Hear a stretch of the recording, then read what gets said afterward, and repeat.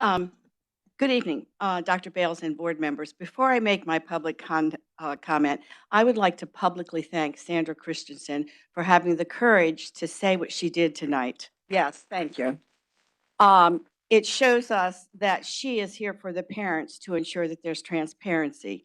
And Mrs. Baker, you made the comment that you didn't know what to say. And given the look on your face at that time, it's probably good you didn't say anything. I had the pleasure last Monday in attending the social studies curriculum meeting. I was able to ask one of your assistant superintendents, I think it was superintendent, it might have been director, some questions as well as review the rubric being used to assess the programs.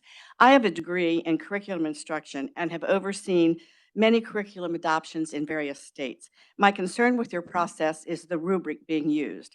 When I asked the assistant superintendent about looking at the current research on the teaching of social studies, she kind of sidestepped the question, saying, "I bet we did." This is a huge concern. When selecting a new curriculum, the first step is to look at the current research. Experts do research on subjects and come up with the best instructional strategies as well as the outcomes that should be considered. Your teams are not doing that. There are 4 highly regarded websites for educational research: ERIC, Google Scholar, National Center for Educational Research, and academia.edu. Of course, given the new curriculum being selected, the National Council for Social Studies should also have been looked at. They have developed a set of outcomes and can be used to assess curriculum.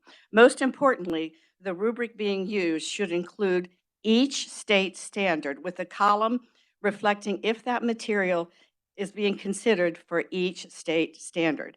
Your rubric had one column for all the standards, and then you just checked it off. On top of which, the amount of time allotted for these committees to look at this material would not have allowed them to be able to even make that judgment. Unfortunately, the rubric being used doesn't reflect any of what I have shared. I recently attended a review of SUSD's new language arts curriculum K5. Their entire rubric reflected the current research on the topic. It is the best interest of your students' learning and achievement that you adjust how you select new curriculum. I will leave you with this quote from a well-known researcher in education.